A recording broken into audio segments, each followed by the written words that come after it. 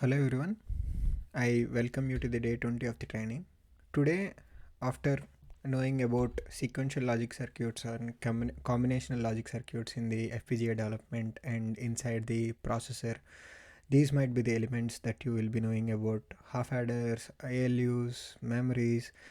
You got introduction to the Verilog HDL and also the modeling, behavioral modeling, gate level modeling, data flow modeling, and all the types of um, uh, development of the Verilog HDL in the FPGA designs. But today we are going to the a step forward. This might be some advanced topic, kind of very regularly used topic. The thing is finite state machines. So today's agenda is about finite state machine. I am going to teach or give you some examples of finite state machines and what are the types of FSMs, giving with an example of the implementations of FSM and some test bench to simulate the versions.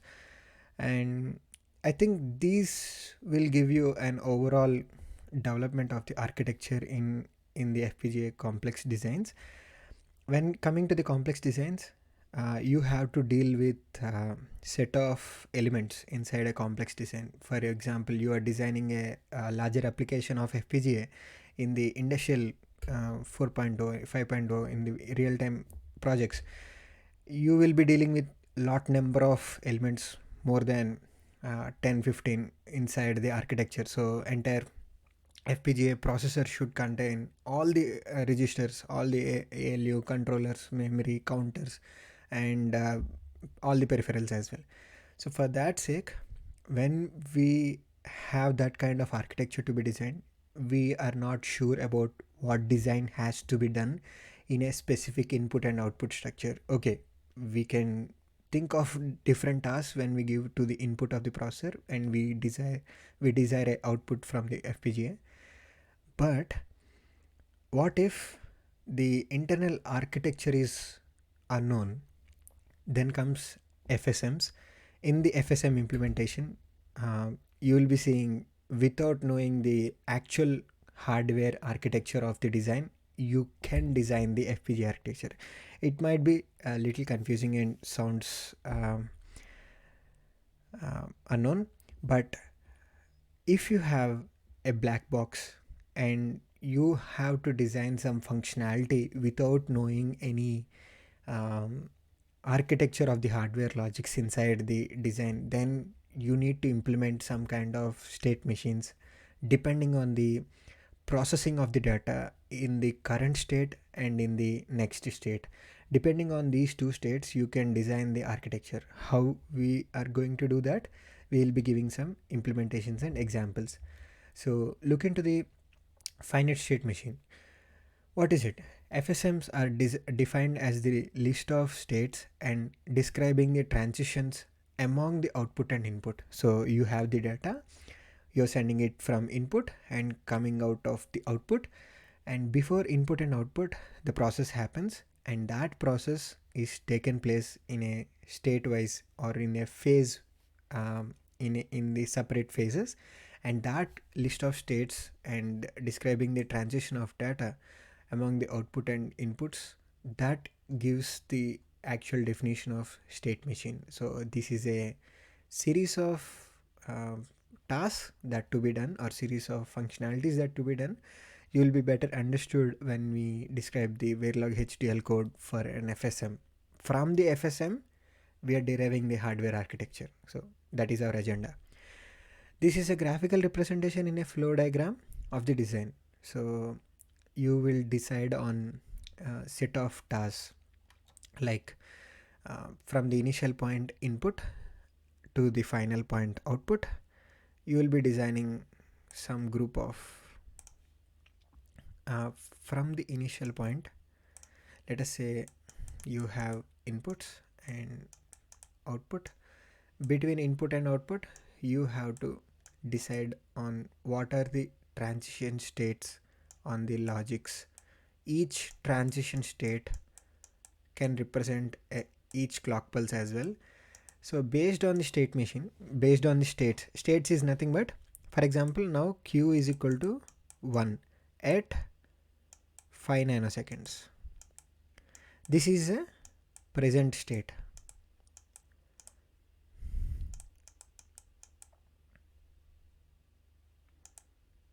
Okay, and we have discussed about q next as well.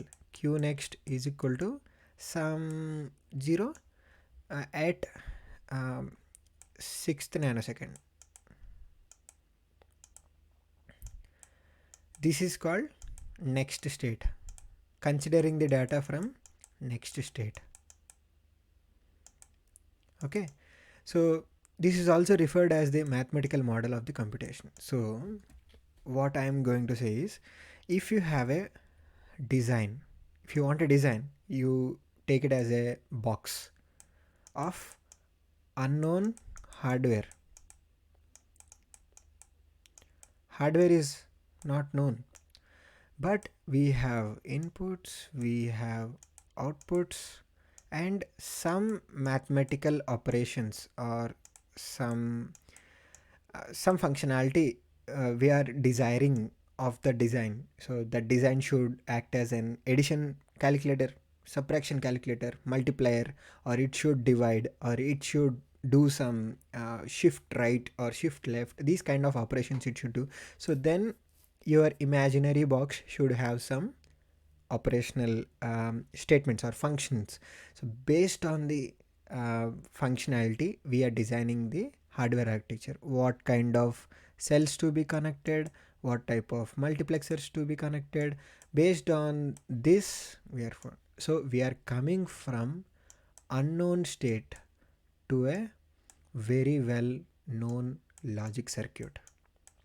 What we are using FSMs for, we are coming from an unknown state to the very well known hardware structure. That is what we are aiming for. So then, and this FSM, the control will be changing from state to another.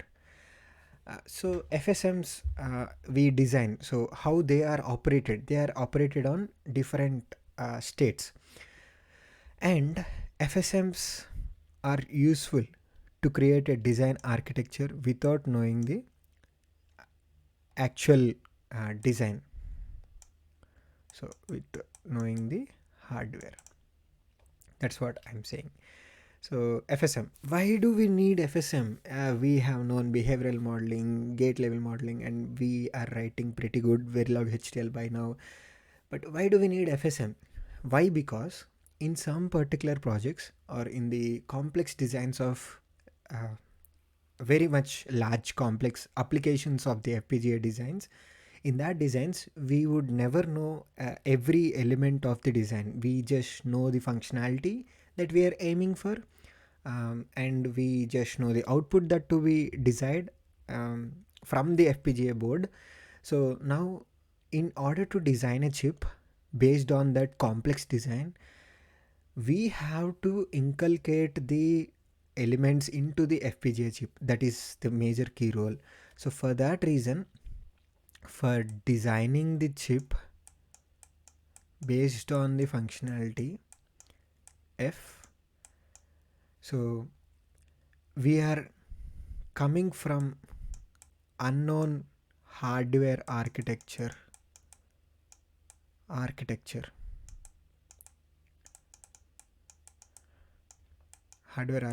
to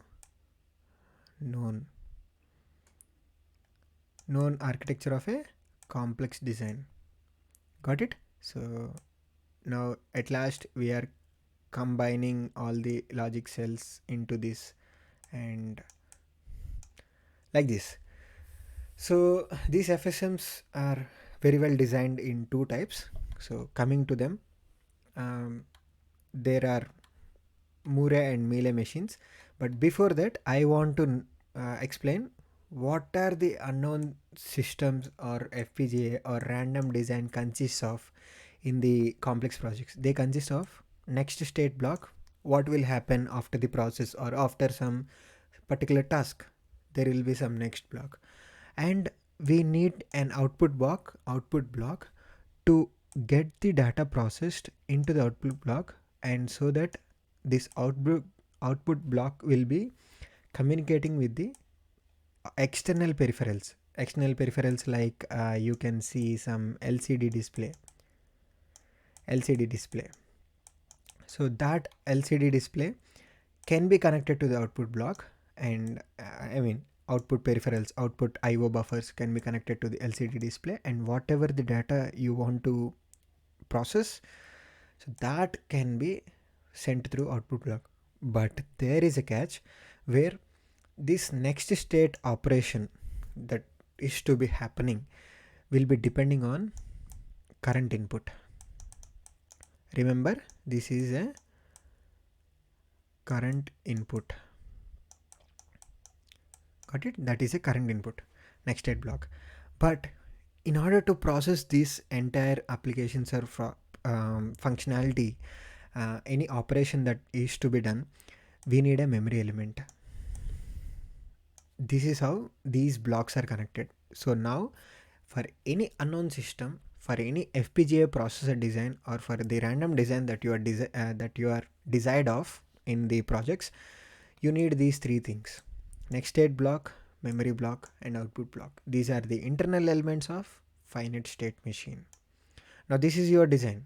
This gray area is your design that you are willing to create it in the EDA tools. So now by knowing this next state, memory block, and output block functionality, how they work and how they have to work based on your design requirement, will be giving you a answer of creating your own design. So if you know how they are going to function based on your requirement, then your design is done.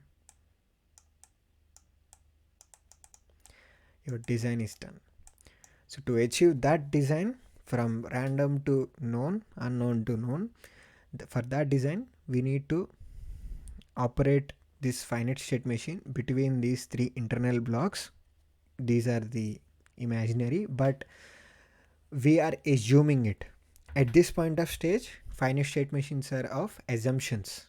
There is no hard and fast rule of particular implementation, but FSMs are designed in this way for specific assumption. Next state block based on the current input. So depending on the current input and next output, your operations will be done. So coming to the actual definitions, in the FSM structure of the hardware realization, there are three major blocks: next state block, storage or memory block, output block. These are required. Combinational circuits are next state block and output block. Sequential blocks are designed in the memory block. It's quite simple, right? Why do we require combinational blocks? For the data transition. Those are present in the next state block and in the combinational block, in the output blocks. But why do we call memory blocks? Memory blocks are nothing but in the sequential elements, data will be held at the particular amount of clock time or clock period, and that temporary storage of the data is required. For that reasons, we are assuming this as a memory block. And the elements which relate to the clock and which operate on the clock sequence is nothing but a sequential block of the entire FPGA chip.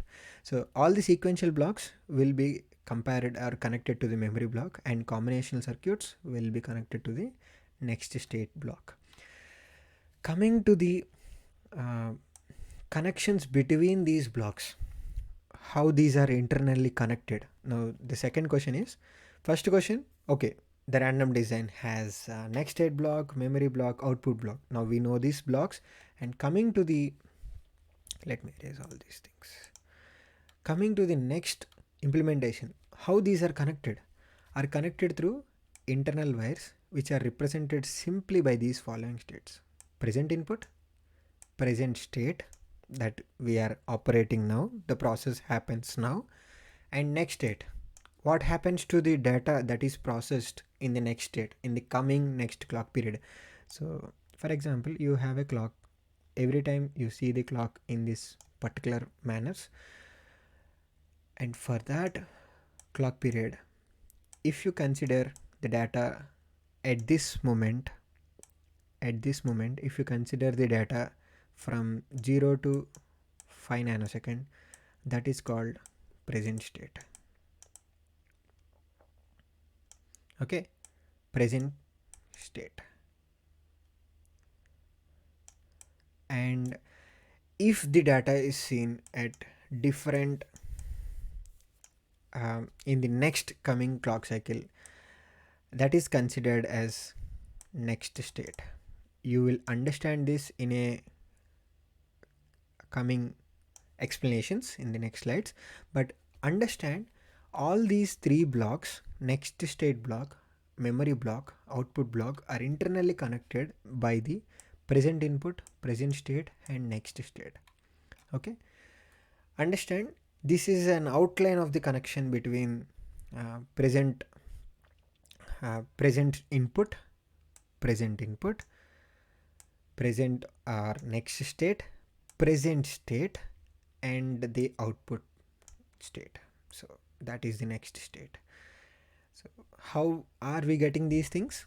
You'll be understanding. So in the FSM, we have two types of realizations. Realization is nothing but designs based on only the input, and designs based on the previous input as well.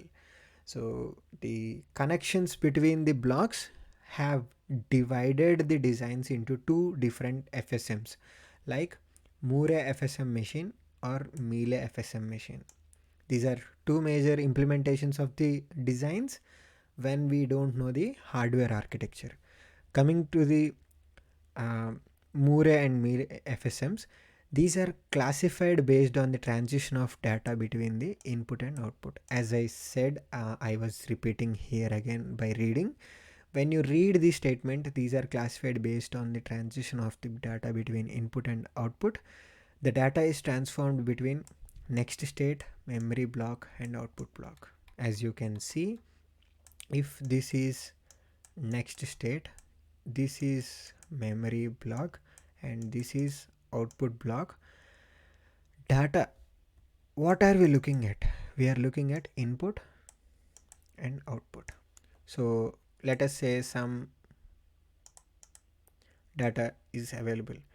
This data will be processed among input and output via these three blocks by present input, present state, next state, and output state. Okay, we have three types of input states. So coming to the implementations on the three data blocks, data is transition. And coming to the Mealy machine, so this class is about FSM, Mealy machine implementation, and Moore machine implementation. Let us understand Mealy machine implementation. Mealy FSM is the device which the output depends on present input and present state.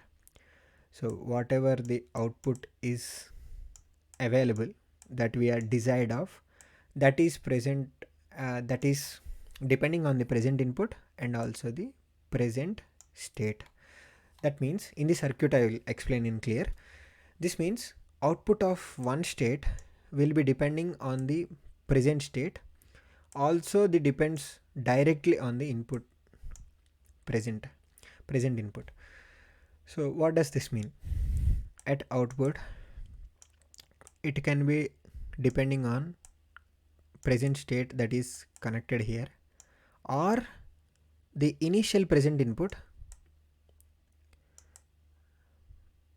given in the beginning of the design. This is called present input. Present state is nothing but after you have done some process, done some process, whatever you get in the present state, that will be taken by the output, or it is also directly depending on the present input, like it will be shown in the design. Output of the Mealy FSM is not fixed only to the current state. Current state is nothing but present state. This design is complex implementation, like it involves more number of hardware realization. Let us see what happens.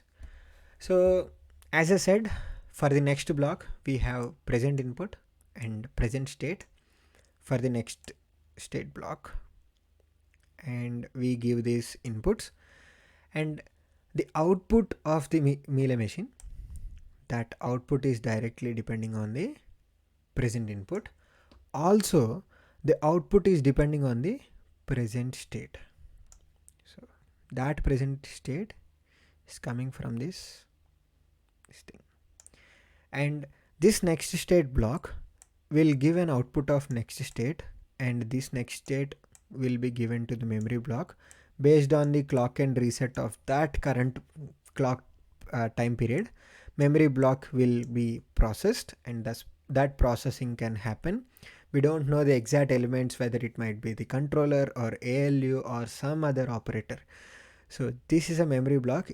Any process of the data can be done, depends on the present state and next state and present state.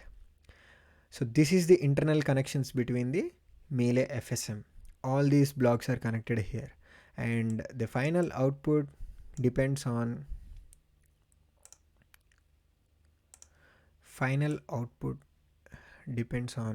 present input, or output block also depends on present state, that is this present state. Got it?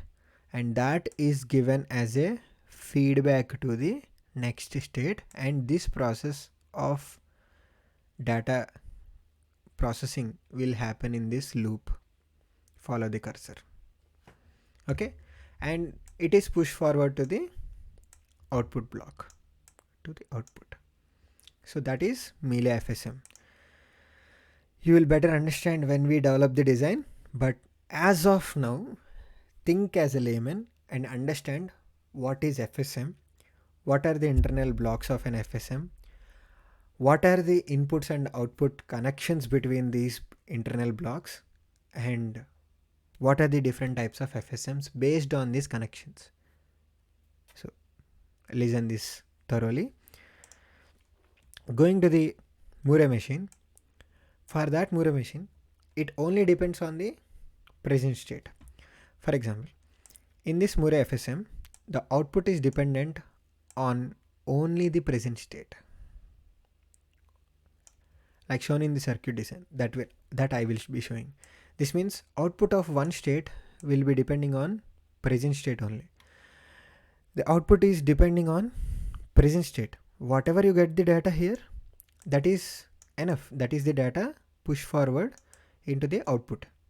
Done. It is not depending on the direct input.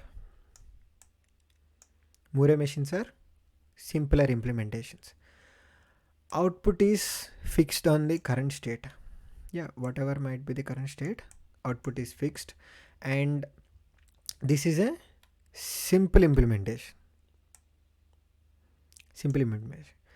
Mealy machines are complex, so many things can happen in this Mealy FSM. In the Murray, it is very simple. For this Mealy and Murray FSMs, for easy representation, every time you can't draw these things, right? You need to decide on states, couple of states as shown. S0 is one state. One state is nothing but position. Imagine that is a position on time, and that position of the thing, that is FSM, and you can see 4 different states, and based on this state, if it is at 0, and the data can be at S0, but if it is 1, the data will be carried forward to S2, and also the data will be pushed to S1 sometimes. For example, here S0, for the Murray machine, if S0 the time position is 0, the data will be at this position itself, but if it is 1, the data will be pushed to the next state. So this is next state. In this state, if S1 is equal to 0 or 1, the data is sent to S2, next state. And in S2, if it is 0, the data holds in the S2, or if it is 1, the data can be sent through S3 in a simple implementation. So this is a flow diagram of graphical representation. You will be better understanding with an example. Don't get confused, guys. I have shown this example just for representation purposes, and now for the Mealy and Moore FSM examples, take a half adder, and for the half adder, if you can see the truth table,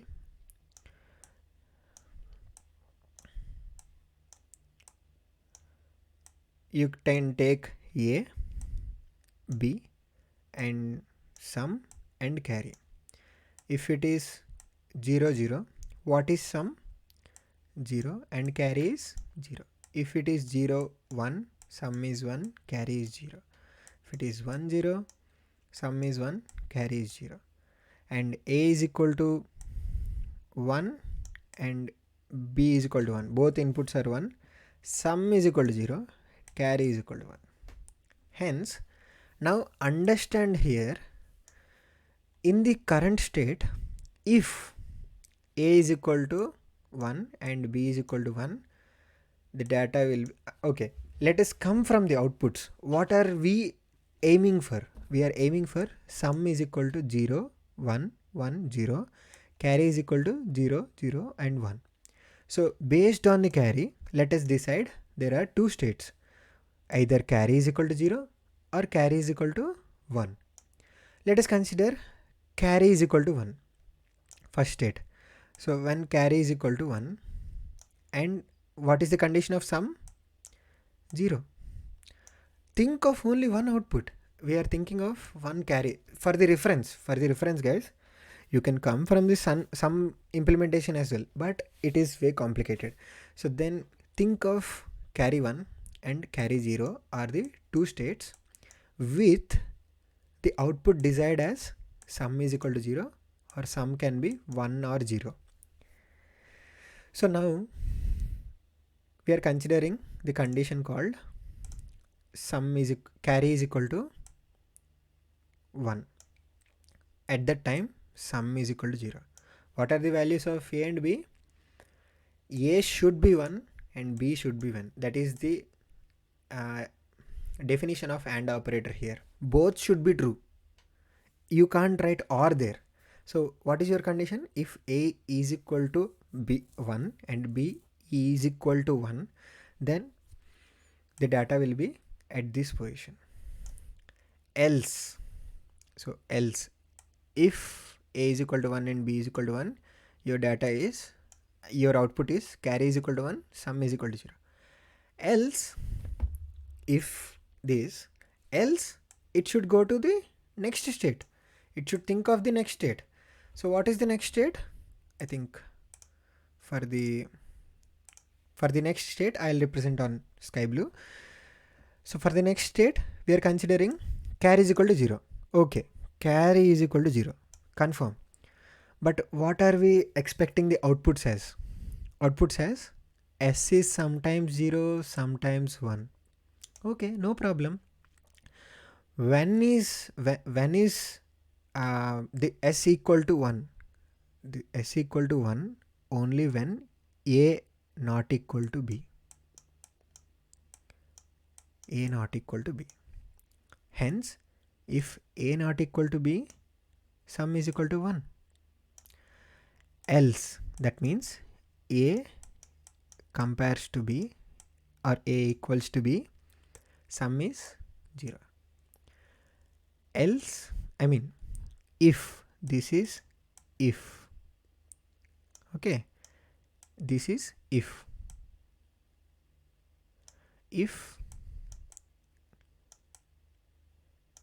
A not equal to B, S1 is carry 0 and sum is equal to 1. Got it? Else, this is else. Else, what is that? Carry is equal to 0 and sum is also 0. Got it, guys? So this is how FSM can be understood easily by simple representations. Okay, this is one kind of representation and this is another kind of representation. So for this same half adder, let us take Mealy and Murray. So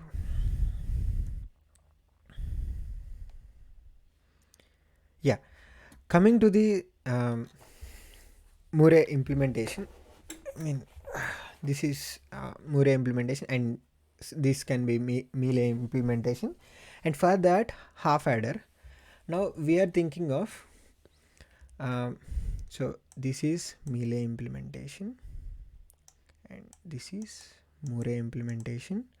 For the Murray implementation, here you can see for each condition you can't take the same state for the implementations.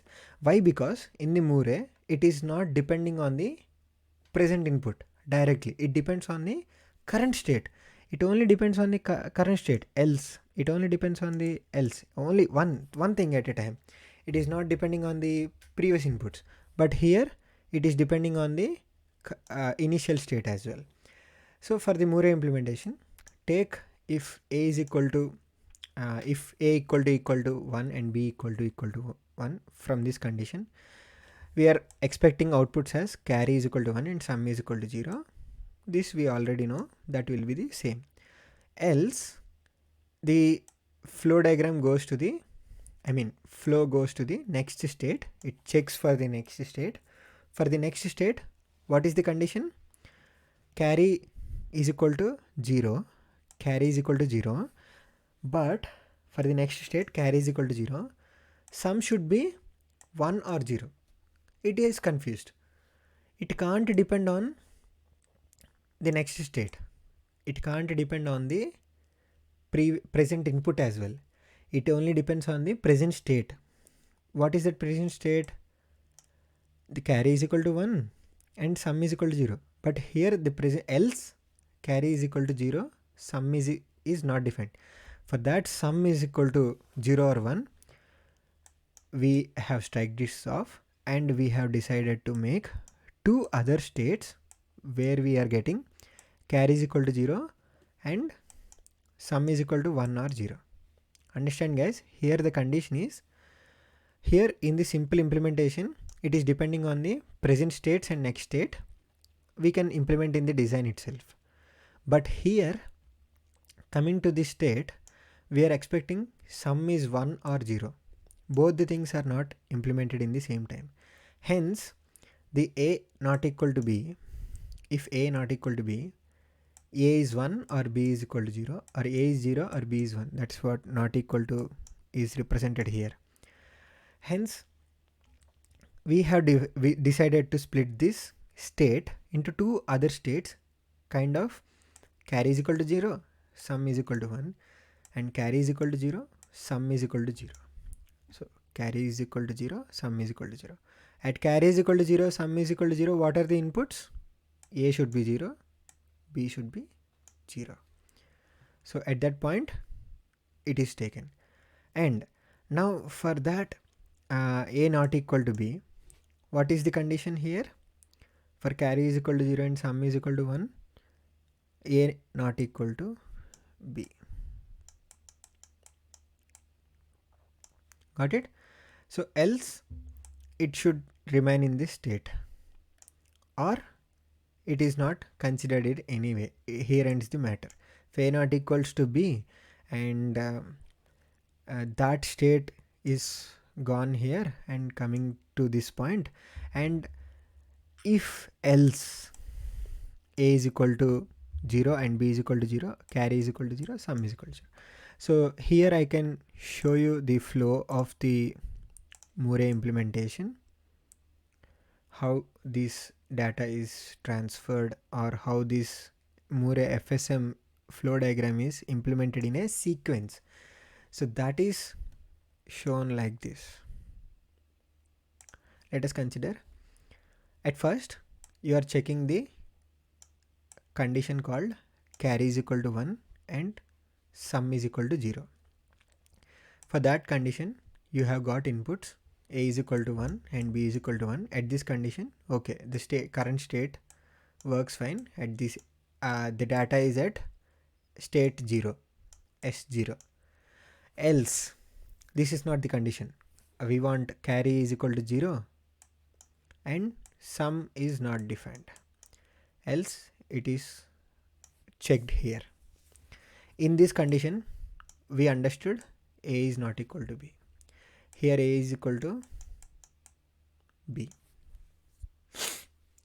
But here a is not equal to b. Then what? We want to decide whether this state is holding sum is equal to 1 or sum is equal to 0. That means a is not equal to b and carry is equal to 0. Sum should be 1. Then this is the state it should go. Else it can remain here.